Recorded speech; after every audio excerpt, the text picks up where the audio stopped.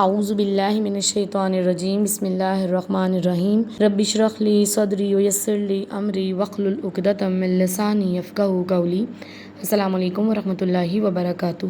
اللہ رب العزت ہم سب کو بہترین ایمانی حالات میں رکھے، ہم سب سے راضی ہو جائے، ہمیں اپنے کام کا بندہ بنا لے، آمین ثم آمین۔ وہ جنہوں نے اسلام کی خاطر قربانیاں دیں، وہ جنہوں نے اسلام کی خاطر صبر کیا، وہ جنہوں نے اسلام کی خاطر اپنے خون کے رشتوں کو فراموش کر دیا، اللہ رب العزت نے ان کا ذکر خیر پچھلوں میں چھوڑ دیا، اللہ تعالیٰ نے انہیں کبھی ضائع نہیں کیا۔ آج ہم بات کریں گے سیدہ فاطمہ بنت ولید بن عتبہ کی، جن کا نام فاطمہ تھا اور والد کا نام ولید بن عتبہ تھا، جو کہ اسلام کے بہت بڑے دشمن عتبہ بن ربیع کا بیٹا تھا۔ یعنی کہ سیدہ فاطمہ کے جو دادا تھا وہ عتبہ بن ربیع اور جو ان کے والد تھے وہ ولید بن عتبہ، لیکن اس کے باوجود سیدہ فاطمہ ایک صحابیہ بنی۔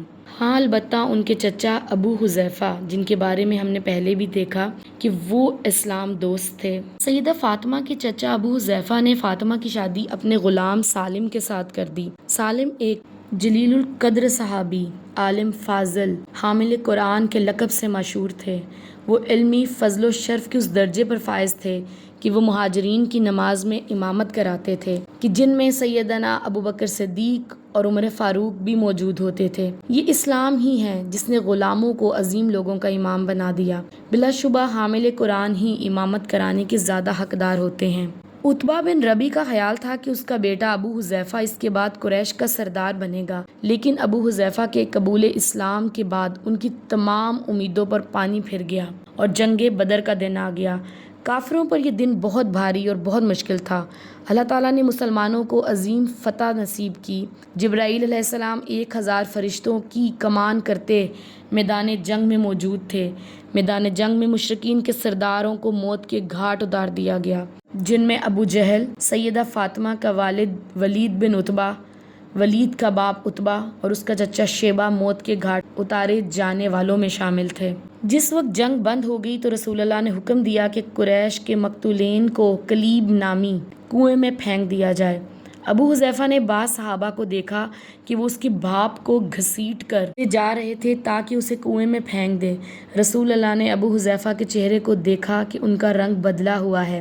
اس سلسلے میں جب رسول اللہ نے ان سے بات کی تو ابو حذیفہ نے سچے ایمان اور پختہ یقین سے کہا، اے اللہ کے رسول، اللہ کی قسم میں اپنے باپ کے حوالے سے کسی شک و شبہ میں مبتلا نہیں اور نہ ان کے قتل پر رنجیدہ ہوں۔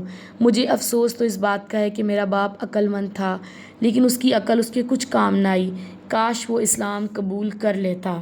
خون کی محبت فطری ہے، یہ بات ہم پہلے بھی دیکھ چکے، اور اپنے باپ کے لیے ان کی تکلیف بھی فطری تھی، لیکن وہ کیسے اسلام دوست تھے کہ ان کو اپنے باپ کی موت کا غم نہیں تھا، ان کو اس چیز کا غم تھا کہ ان کا خاتمہ بالخیر نہیں ہوا۔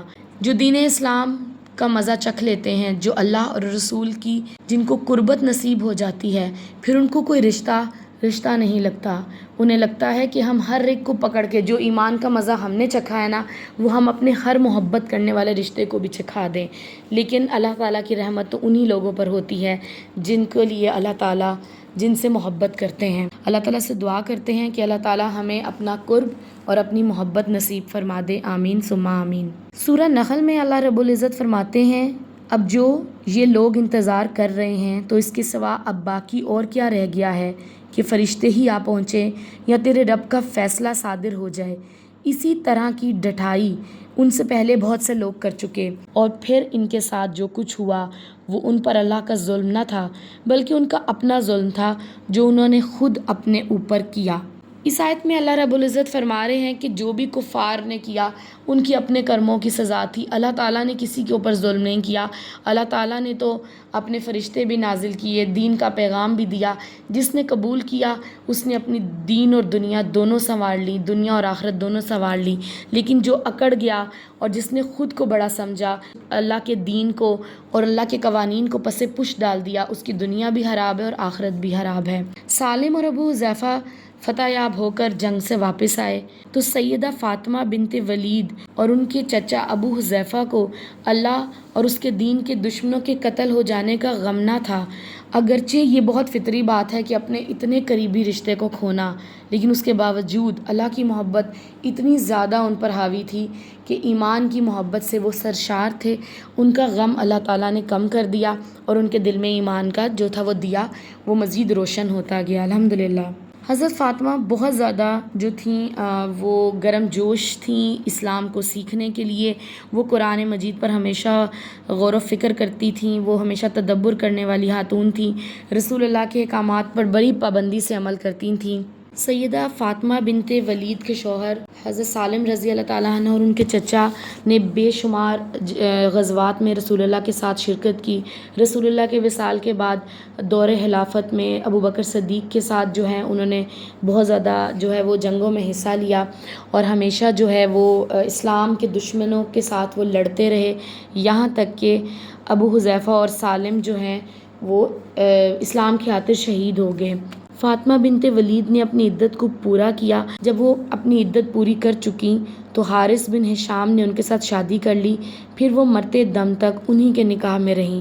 اللہ تعالیٰ ان پر اپنی رحمت کا سایہ بنائے رکھے، آمین ثم آمین۔ ہم دیکھتے ہیں سیدہ فاطمہ بنت ولید کی زندگی سے ہمیں سیکھنے کو کیا ملے گا کہ جس نے اللہ کی خاطر محبت کی، اپنے ہر رشتے کو فراموش کر دیا، اللہ نے اس کو دین کی سمجھ عطا کر دی۔